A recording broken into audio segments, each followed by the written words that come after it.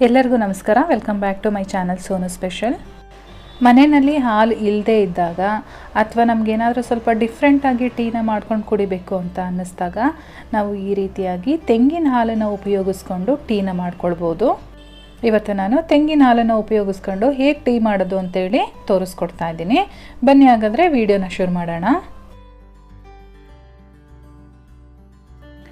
ಮೊದಲನೇದಾಗಿ ನಮಗೆ ಹಾಲು ಬೇಕಲ್ವ, ಹಾಗಾಗಿ ಹಾಲನ್ನು ಫಸ್ಟು ರೆಡಿ ಮಾಡ್ಕೊಳ್ಳೋಣ. ನಾನಿಲ್ಲಿ ಒಂದು ಅರ್ಧ ಕಪ್ಪಷ್ಟು ತೆಂಗಿನಕಾಯಿ ತುರಿನ ತೊಗೊಂಡಿದ್ದೀನಿ. ಇದಕ್ಕೆ ಒಂದೇ ಒಂದು ಟೀ ಸ್ಪೂನಷ್ಟು ಬಿಸಿನೀರನ್ನು ಹಾಕ್ಕೊಳ್ತಾ ಇದ್ದೀನಿ. ಯಾಕಪ್ಪ ಅಂತ ಅಂದರೆ ನೀವು ಫ್ರೆಶ್ ತೆಂಗಿನಕಾಯಿ ತೊಗೊಂಡ್ರೆ ಬಿಸಿನೀರು ಹಾಕೊಳ್ಳೋ ಅವಶ್ಯಕತೆ ಇರೋದಿಲ್ಲ.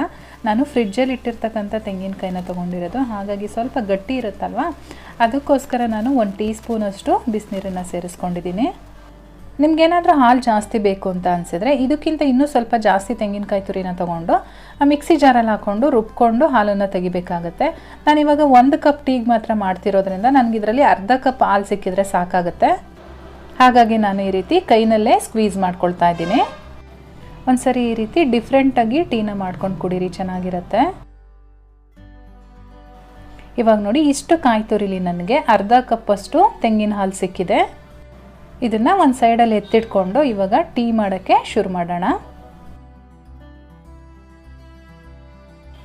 ಸ್ಟವ್ ಮೇಲೆ ಒಂದು ಕಾಫಿ ಪಾತ್ರೆ ಇಟ್ಕೊಂಡಿದ್ದೀನಿ. ಇದಕ್ಕೆ 1 ಕಪ್ ನೀರು ಹಾಕ್ಕೊಳ್ತಾ ಇದ್ದೀನಿ.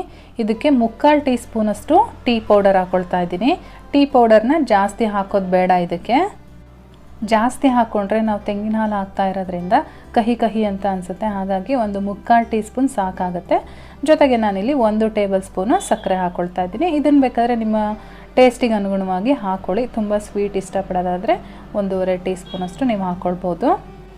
ನಾವು ನಾರ್ಮಲ್ ಹಾಲಲ್ಲಾದರೆ ಹಾಲೊಳಗಡೆ ಟೀ ಸೊಪ್ಪು ಮತ್ತು ಸಕ್ಕರೆನ ಹಾಕ್ಕೊಂಡು ಬೇಯಿಸ್ಕೊಳ್ತೀವಿ. ಆದರೆ ಇದರಲ್ಲಿ ಹಾಗಲ್ಲ, ನಾವು ನೀರೊಳಗಡೆ ಹಾಕ್ಕೊಂಡು ಮೊದಲು ಚೆನ್ನಾಗಿ ಈ ರೀತಿ ಬೇಯಿಸ್ಕೊಳ್ಬೇಕು.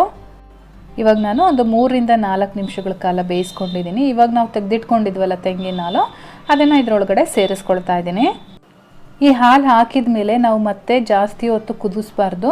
ಒಂದು ಅರ್ಧ ನಿಮಿಷಗಳ ಕಾಲ ಜಸ್ಟ್ ಕುದಿಸ್ಕೊಂಡ್ರೆ ಸಾಕಾಗುತ್ತೆ. ಒಂದು ಅರ್ಧ ನಿಮಿಷ ಆದಮೇಲೆ ಸ್ಟವ್ ಸ್ವಿಚ್ ಆಫ್ ಮಾಡ್ಕೊಳ್ಬೇಕು. ಹಾಲೊಳಗಡೆ ಜಾಸ್ತಿ ಕುದಿಸಿದ್ರೆ ಟೀ ಚೆನ್ನಾಗಾಗಲ್ಲ. ಫ್ರೆಂಡ್ಸ್, ಇವಾಗ ಟೀ ರೆಡಿಯಾಗಿದೆ. ಇದನ್ನು ಒಂದು ಸರ್ವಿಂಗ್ ಕಪ್ಗೆ ಸರ್ವ್ ಮಾಡ್ಕೊಳ್ತಾ ಇದ್ದೀನಿ ನಾನು. ಡಿಫ್ರೆಂಟಾಗಿರ್ತಕ್ಕಂಥ ತೆಂಗಿನ ಹಾಲಿನ ಟೀ ನಿಮಗೆಲ್ಲ ಇಷ್ಟ ಆಗಿದೆ ಅಂತ ತಿಳ್ಕೊತೀನಿ. ಇಷ್ಟ ಆಗಿದರೆ ದಯವಿಟ್ಟು ಒಂದು ಲೈಕ್ ಮಾಡಿ, ಶೇರ್ ಮಾಡಿ. ಹಾಗೆ ಚಾನಲ್ನ ಇನ್ನೂ ಸಬ್ಸ್ಕ್ರೈಬ್ ಮಾಡ್ಕೊಂಡಿಲ್ಲ ಅಂದರೆ ಈ ಕೂಡಲೇ ಸಬ್ಸ್ಕ್ರೈಬ್ ಮಾಡ್ಕೊಳ್ಳಿ. ನಾನು ಮತ್ತೆ ಸಿಗ್ತೀನಿ ನಿಮಗೆ ಇನ್ನೊಂದು ಈಸಿ ರೆಸಿಪಿಯೊಂದಿಗೆ. ಅಲ್ಲಿವರೆಗೂ bye bye, take care, thank you for watching.